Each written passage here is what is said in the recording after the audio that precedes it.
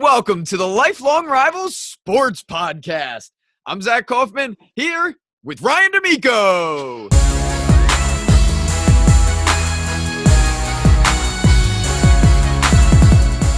E-A-G-L-E-S,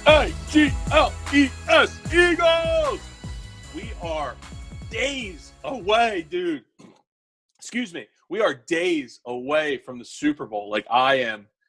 I've been pretty pumped ever since that championship game win, and it's starting to really sink in now that the game is almost here. And I am, we got one more work day tomorrow, then the Super Bowl weekend is here, and I can't wait. I'm gonna be down watching it with all my family, who are all Eagles fans. We'll be down in my uncle's Eagles man cave. He's got it all decked out in Eagles stuff. So I'm really looking forward to it, dude. I'm really pumped up. And I'm looking forward to talking about it. And I'm also looking forward to talking about the NFL season that we will go in depth with looking back at what happened. I know you went back, did a little digging for us. And some of the stuff we did right, some of the stuff we got wrong. So I'm looking forward to it. I think this is going to be a really fun show. Yeah, it should definitely be entertaining with the Super Bowl coming up here, like you said, going back through the season. And some of our preseason conversations we had, we'll go back to look at some of those, some of our predictions, and all the fun that comes from that. So absolutely. Should be a great show here. So we want to start, since the Super Bowl is right around the corner here. We're recording on Thursday night. Super Bowl is coming up on Sunday. So we'll start with some of the highlights going into it. My number one that I'm looking forward to is seeing the Eagles defense. I have, as a Cowboys fan, don't like the Eagles, but I've enjoyed watching their defense throughout this season. They have a great group of players at pretty much every single position, and I've consistently been impressed with their defense. They'll be going up against Tom Brady with the greatness he's been, although their offense hasn't been what it's been in other years. So I'm excited to see how the Eagles defense handles themselves in this Super Bowl matchup. Yeah, I mean, and that's kind of, as listening to, the national media the last, 2 weeks or so, that's kind of been what people have been highlighting is how much success can this Eagles defense have against Tom Brady. I know a lot of people have been, comparing this Eagles defense to the defenses of the Giants that were able to beat Brady those 2 years and, upset the undefeated team that year. And, it starts with the front four and being able to get a good pass rush with him and not let him sit back there and just kind of pick you apart like Tom Brady does. And I think they match up pretty well, to be honest with you. I mean, I really do. I mean, they can get pressure with just the front four across the entire front four, in particular with Fletcher Cox and Timmy Jernigan up the middle. You can move Brady off his spot with pressure up the middle. That's where he starts to get a little erratic. So Fletcher Cox needs to continue to have a big postseason like he's been having. Linebacker core has been solid. Secondary has been a very nice, pleasant surprise for the Eagles this year, and they need to cover the middle of the field. I mean, Brady loves working in the middle of the field. He's not throwing a 8-yard out route from the right hash to the left sideline. That's just not what he does. He likes to work in between the numbers, get Gronk, get Edelman, get those guys, Amendola, get them guys involved. So they got to focus on the middle of the field, Zach. That's kind of my biggest concern is they have to be able to stop the middle of the field. Mm-hmm. Yeah, definitely true. So it'll be interesting to see. I wouldn't be surprised if they come out strong and Tom Brady kind of struggles early on until he kind of gets his rhythm, similar to last year against the Falcons. Interesting stat. In all of Brady's Super Bowls, they have not scored in the first quarter.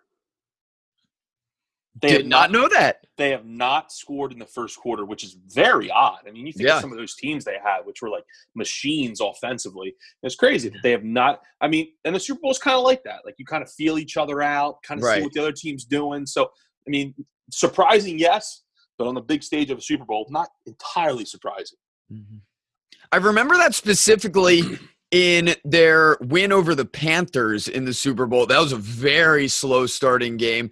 And then finished out as an exciting second half. But I remember specifically just like it felt like the full first half went by almost and nothing happened. It was. That was the it's funny. They were showing the replay of that a couple nights ago, and I watched it briefly, and they mentioned that Super Bowl was the biggest scoring drought to start a game in Super Bowl history. It went the longest without a score. It was like you said, almost the entire first half without a score. So just something to keep your eye on. I mean, the Patriots tend to kind of start slow offensively in Super Bowls. And crazy to think about too with that team with Randy Moss, where he set the record for touchdowns in a season. That team was incredible offensively, and that was the year they lost to the Giants. Yeah, so that's something I didn't even realize that they've never scored in the first quarter. So we'll see if they can overcome that. Is it they haven't scored or they haven't scored a touchdown? Scored. Wow. They have not scored a point. Wow. Yep. Yeah, that's a wild stat there. So the next thing I want to highlight that I'm excited to see, LeGarrette Blount playing in the Super Bowl again against his former team now. And he's in a situation where that's an advantage the Eagles have in the running game. The Patriots have been weak. Every time I've watched them this season, I feel like they give up a lot on the ground to a variety of different running backs. I know it started off the year. I still can't get that out of my head when Kareem Hunt went crazy on them and just got whatever he wanted on the ground, through the air, just completely took over. And it's been very similar to that, not quite to that level, but regardless of who they play, the teams are able to take advantage of on the ground. And it'll be interesting. I'm interested to see your thought, but I'm very confident LeGarrette Blount gets a short touchdown this game. Yeah, I think Blount gets in for sure. I mean, he's their goal line back. I mean, they get inside the 10. Blunt's on the field, 3 out of 4 plays. I mean, really. So, I mean, if they're getting inside the 10-yard line, they have a goal-to-go situation. He's usually the guy that's going to be on the field. So, yeah, I mean, I would definitely agree with you that he definitely gets in for a touchdown.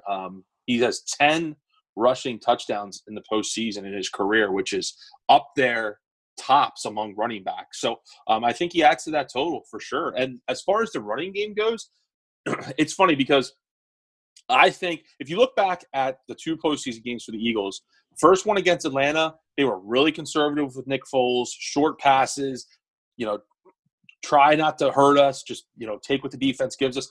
And then the championship game, it was air it out. We're taking shots downfield. We're opening up the playbook. We're running flea flickers. It's interesting to see which game plan they're going to go with. I think they'll still be aggressive, yes, and take their chances at times when it's there.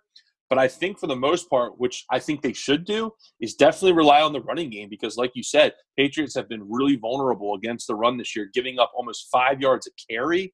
And Jay Ajayi, since he's come to the Eagles, and including postseason, he's averaging almost 7 yards a carry. I mean, he's been killing it since he got to the Eagles. So I think him and Blount can really have a pretty big game this weekend. And then running the ball, Zach, keeps the clock moving, and it keeps Brady off the field. Very true. And they've done well using both of those guys, Ajayi and LeGarrette Blount, throughout, especially the postseason, but throughout the regular season as well once they acquired Ajayi. And the other guy in that mix too, Corey Clement, I could see him having one of those big plays. I know we talked about it last week where he busts off a couple of big plays early. I could definitely see something like that happening in this game from either him or Trey Burton, one of those kind of like little known, little used guys that come up with a big play in a big moment. Those are 2 guys I highlighted on the Eagles. The Patriots, I was saying, Philip Dorsett, we saw it on the flea flicker in the AFC Championship game, or Kenny Britt, who's kind of buried there at the end of the bench. But those are some interesting names that I feel like could make a play at some point. That's one of those memorable plays from a not very memorable player. Yeah, you see that a lot in Super Bowls, Zach. That's a good point. I mean, you really do see that a lot in Super Bowls where, guys stepping up. And you almost need guys to step up that, are those unsung guys because of the amount of preparation teams get. And, they're focusing on your marquee guys saying, okay, we're not going to let this guy beat us. We're not going to let this guy beat us. That means someone else is going to be open and they need to step up and make a play. And I definitely like your Corey Clement, bringing him up. he's been a really nice piece for this Eagles offense, and he's been getting more and more playing time as the year has just continued to go on. And I could definitely see him making a big play, maybe like in the screen game, getting a screen pass, taking it 40, 50 yards, something like that. I definitely could see him making a good play. And, getting back to the running game, Eagles have led the NFL in time of possession the last 2 years. So they need to keep that recipe if they're going to have some success. Yeah. And I could see Clement, too, bust off a big special teams play, because I know he's one of their return. Is it just punts, or he does kickoffs too? Well, Kenyon Barner does punts. Clement does do kickoff returns. Okay, because I knew he's been returning some, and I wouldn't be surprised at all. He's a very explosive player, so I wouldn't be surprised at some point if he makes some kind of big play there for them. And then the next thing, since I did bring him up there, two kind of unique players that stood out to me that are on rosters here in this Super Bowl. Number one is Kenny Britt, who I brought up. In the same year that he was signed to a 4-year, $32 million contract with the Browns, he's playing in the Super Bowl with the Patriots because he was so terrible there that they cut him during the season. What a crazy storyline that is. Which is crazy. And it's funny, Zach, this isn't the first time we've seen this with the Patriots. If you think back to last year, they did the same thing with Michael Floyd for the Vikings, who didn't have the year they thought he would, kind of got into some trouble with a DUI and whatnot. Right. And they said, okay, you know what? We're just going to get rid of you. Patriots are like, okay, we'll pick him up. Picked him up, and he wins a Super Bowl. It's like, that's just kind of what the Patriots do. I mean, they pick up these guys, and they'll make 1 or 2 catches for him in the playoffs, and and they'll get their championship. Kenny Britt's a good one though, because he's had a really up and down career. He's had some good years, and he's had some really down years. Yeah, I know. I always think of, he had 1 year with the Titans where he started out crazy the first 4 or 5 games of the season. He had a monster game against the Eagles that year. That's the year you're thinking of. I remember. Yeah. He had a monster game. They just couldn't stop him. Yeah, I'm almost positive he was either leading the league in receiving or right at the top, and then had a season-ending injury early in that season. Last year with the Rams, he had a monster season, but like you said, very up-and-down career for Kenny Britt there, who's now playing in the Super Bowl. So he was one guy that stood out as kind of an interesting name. The other one, James Harrison, who won a Super Bowl there with the Steelers. He's 39 years old. He'll be 40 in May, at the beginning of May, and still around, and not just kind of an end-of-the-roster guy like you see with some veterans hanging around. He's still making plays. He's been making plays throughout the playoffs, throughout the season, getting a couple sacks late in the season as well. I know there was a big play in the AFC Championship game where he was around it. He didn't get any of the stats, but he caused pressure that caused some kind of mistake. I think it was from Blake Bortles, but I don't remember that exact scenario. I just know he was making plays there for him, and he's been a good addition even at the age of 39. Yeah, I mean, look, he's a pass rush specialist. I mean, that's what he is at this point in his career. I mean, he's not an every down guy. I mean, if it's 3rd and 9, he's going to be in there. I mean, if it's the 4th quarter and the Eagles are down by 3 or 6 or 7, he's going to be in there because they're going to most likely be passing on the final drive.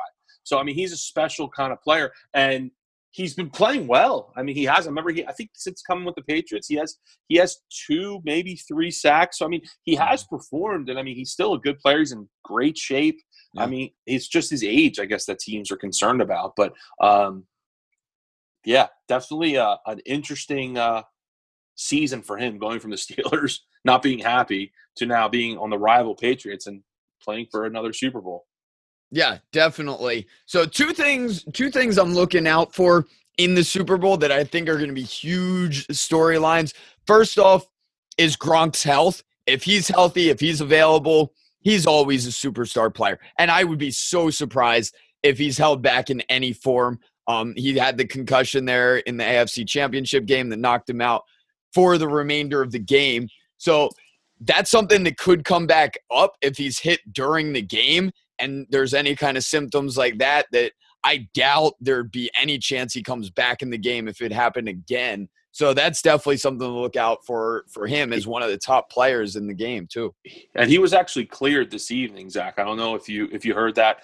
He was cleared tonight. Was going to speak at the media session this evening, and so I mean he's good to go. But that is true. Is what happens if he gets hit hard again? I mean, this is a guy that has had injury history, and he's injury prone is the term that always gets thrown around with players like this. And you saw it in the championship game, Zach, with Andrew Sendejo, who had a concussion in the previous game, only played a quarter and a half in that Eagles game. Got trucked early against LeGarrette Blount. They said he was out with a calf injury, but like he didn't have his helmet at all on the sideline, which is kind of a telling sign that that's a head injury. So I think he re-aggravated the concussion personally. Yeah. So I think that could be the same situation with Gronk. And the way that they've been honing in on head injuries, like you said, it'd be surprised if they would allow him to go back in, because if they did, that would just blow up like big time. Yeah, definitely. You mentioned Sendejo, who had that injury the previous week against the Saints. Gronk has the advantage of the extra week to prep here before the Super Bowl. But still, if anything happens, it's close to any kind of concussion, getting hit in the head. That's exactly what I'd expect, that he's just kind of done for the day at that point. So he's an exciting player to watch. Hopefully nothing like that does happen to him. But that's one thing I'm definitely keeping an eye on throughout the game. And then the other is Nick Foles' play. The Eagles are going to go a lot as he goes. They really need him to perform well. I don't expect him to be quite the level he was against Minnesota, but as long as he's solid, they should stay into it. If he's a disaster like he was at the end of the season, they're going to have a hard time staying close at all and probably going to end up in a blowout here. So it'd be interesting to see how he plays here. One thing I noticed about Nick Foles, and has been getting a lot of talk, is he does not like cold weather. I mean, this is a kid that went to college at the University of Arizona, warm weather. He played in the Pac-12, warm weather conference. You know, in the winter, you're playing in California and Washington. I mean, you're playing in warm climate in that conference. Then he comes – now fast forward to this year in the NFL, and the week he did well against the Giants was just like 45 degrees, almost 50 degrees. It was still kind of warm at that point. Great game. The next 2 weeks, the temperature dropped plummetly. I mean, I remember we had a really big cold front that came through here for about 3 weeks, and he was terrible against the Raiders. He was terrible against the Cowboys for 2 series. And last week, it was kind of unseasonably warm. Like, I was at the game, and even in the fourth quarter when it was like close to 10 o'clock, I wasn't cold at all. And, and this game is inside. It's in a dome. He's not going to have to worry about weather. It's going to be perfect conditions. So I expect Foles to play pretty well. Now, Christ, if he plays like he did on the championship game, oh my God, good night. I mean, that was the best game he's ever played. And then for it to be in the championship game, that's crazy. But I definitely think I think he'll play well. I think he's a lot of confidence right now. I think Peterson is dialed in with him as far as what he does well, what plays to call, how to get him in a rhythm. So I expect Foles to play well. I'll be honest. I know maybe not a lot of people would say this, but I would be really shocked if Foles played really poorly. I really would. It would honestly surprise me.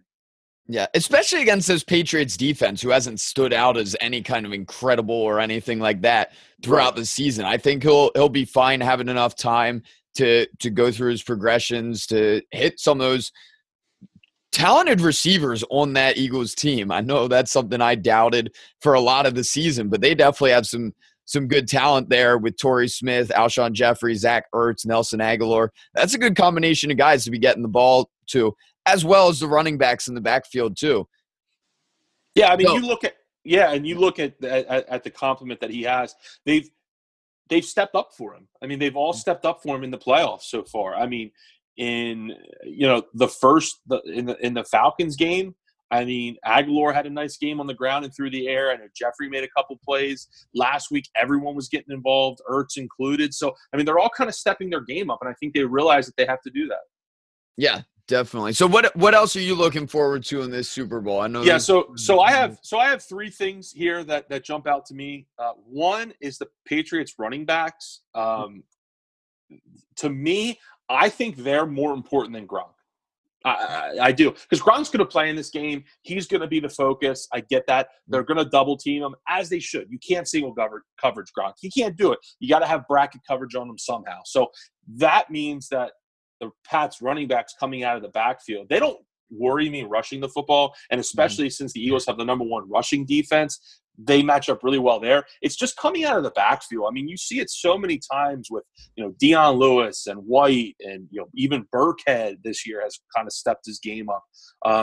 So I kind of worry about that, is them catching the ball out of the backfield, just getting the ball into their hands quickly, not allowing the Eagles pass rush to get there and just get them the ball and try to let them make something happen. So we've seen that a lot of success, that they've had a lot of success this year.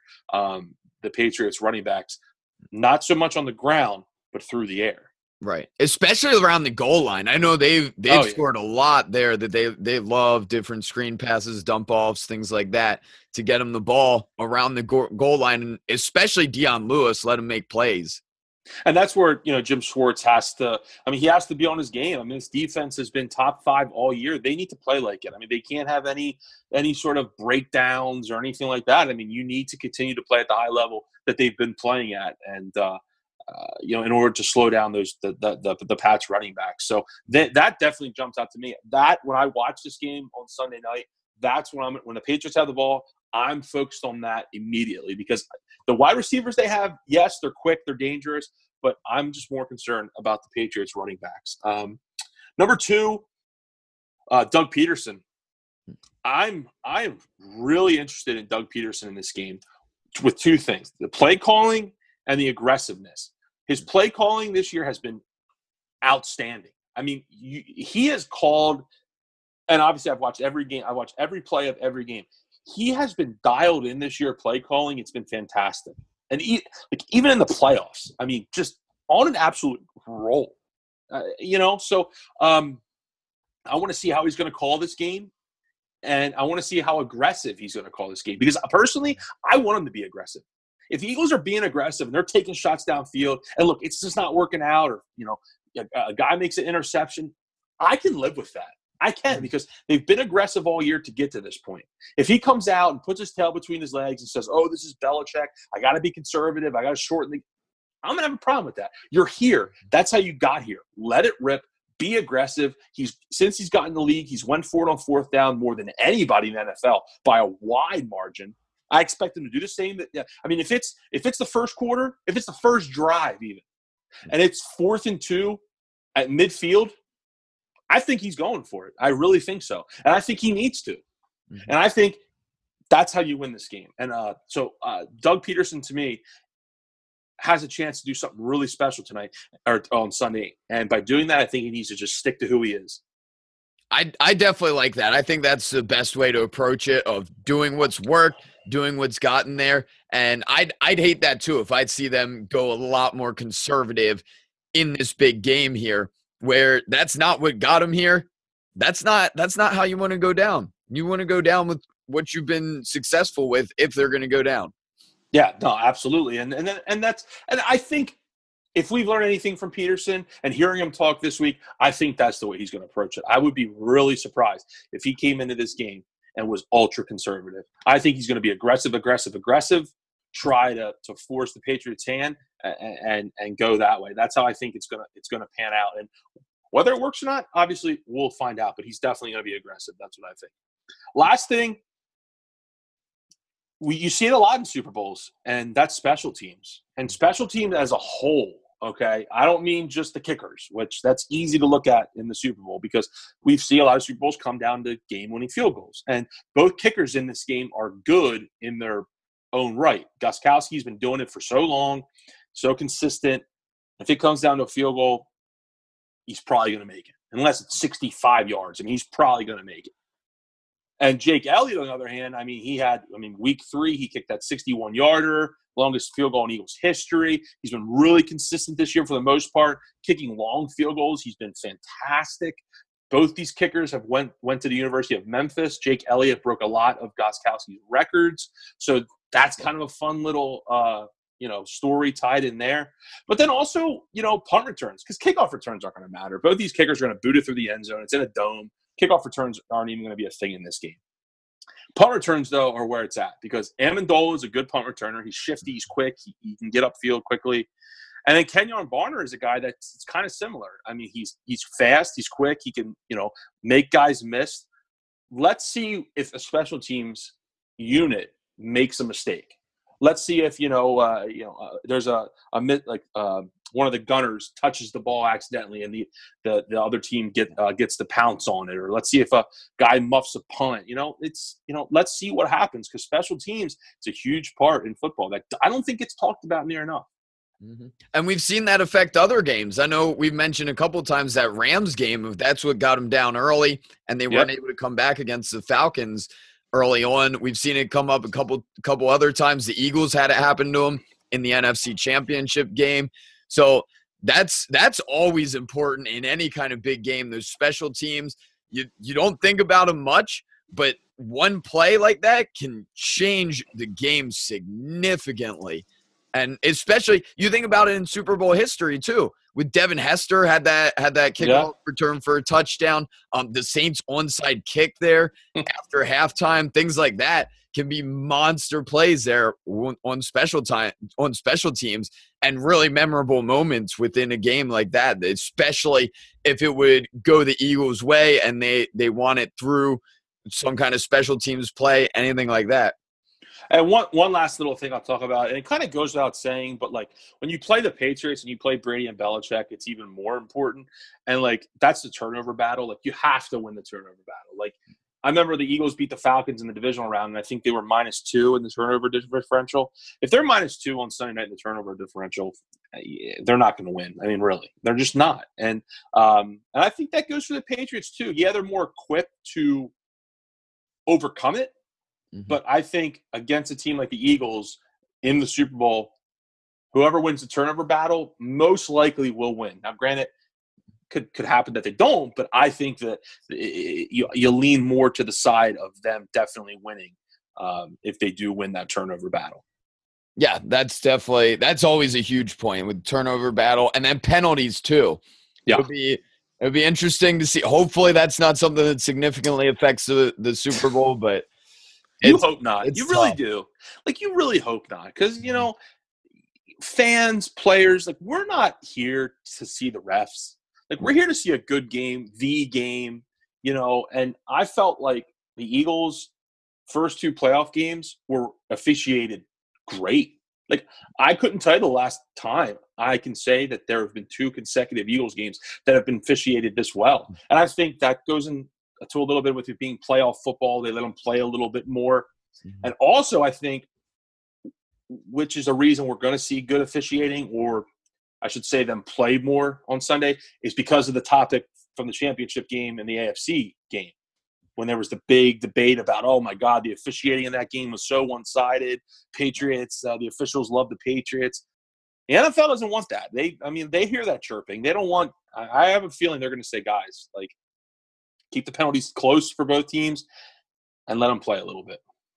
Mm-hmm. Yeah, so hopefully that's how it does go, that we have a good officiated game. We don't have any significant moments come down in any kind of penalties or calls or anything like that. I'd love to see an exciting game. Do you have any predictions on a final score, or are you doing that? No, I'll absolutely do it, of course. I have no problem picking the game. So it's funny. The way I've described this game is the Eagles have let me down so many times before. I mean, with championship games, with Super Bowls, with, just you name it.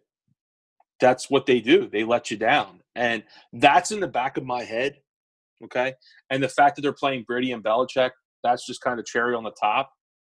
But at the end of the day, I truly think, even with Nick Foles, I think the Eagles are the better team, like overall team. And that's what I said about them when they played the Falcons, and that's what I said last week when they played the Vikings. I said so many people are harping on Nick Foles being the quarterback that they're just not looking at the overall team. Like the last time I checked, it wasn't Nick Foles versus Tom Brady one-on-one throwing footballs through tire swings. That's just not the way it is. I mean, this football is the ultimate team sport, and I think the Eagles have the better team in all facets.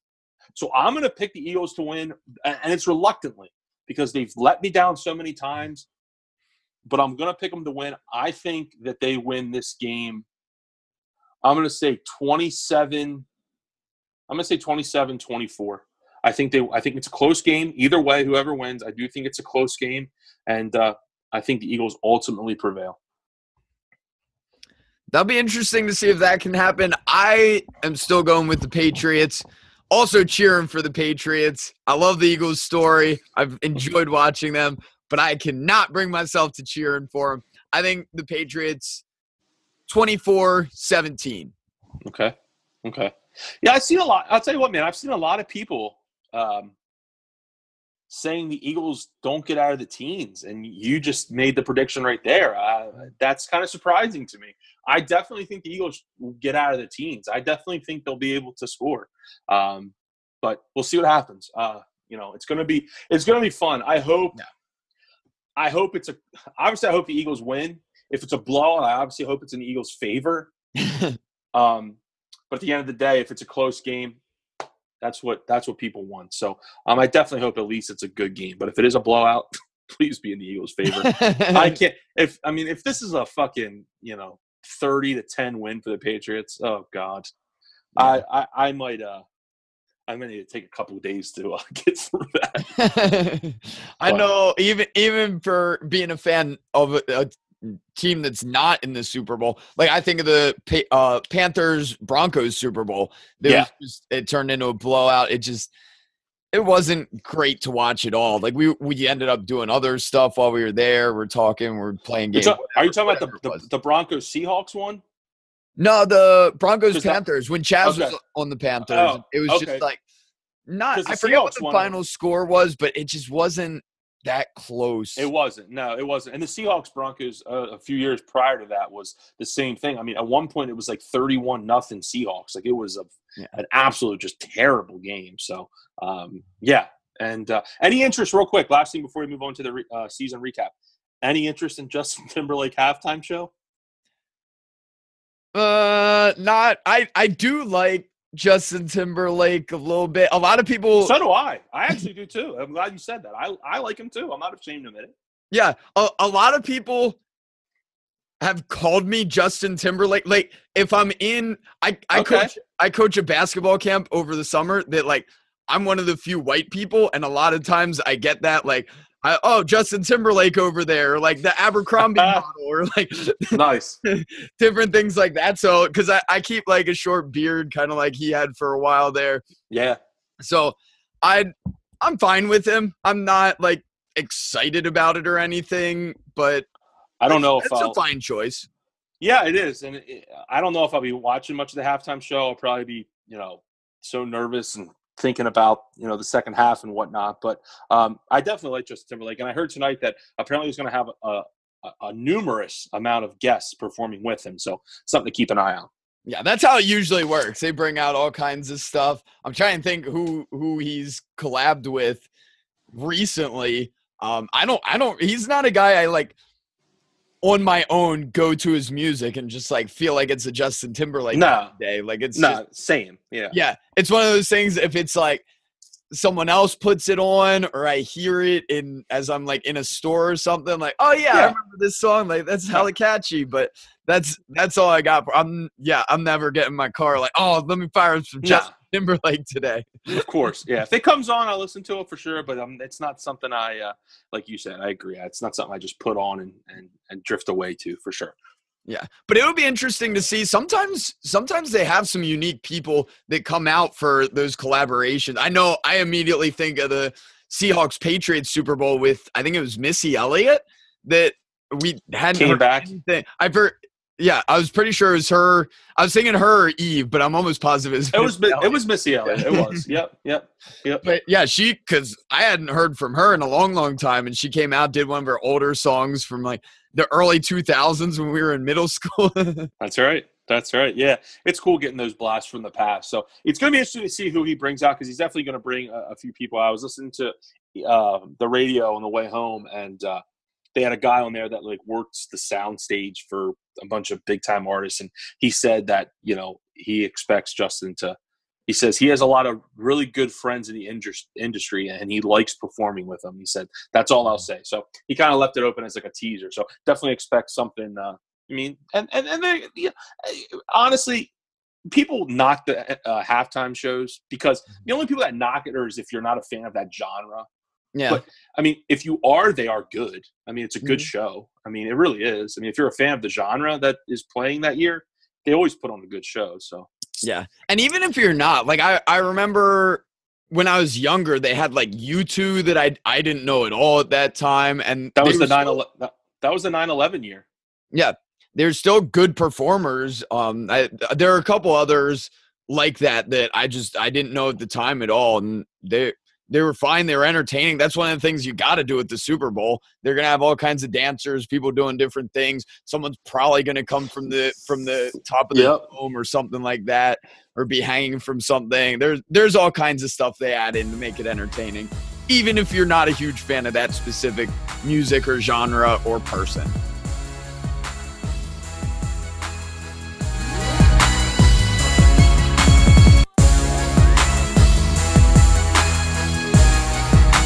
Thank you so much for listening to the Lifelong Rivals Sports Podcast.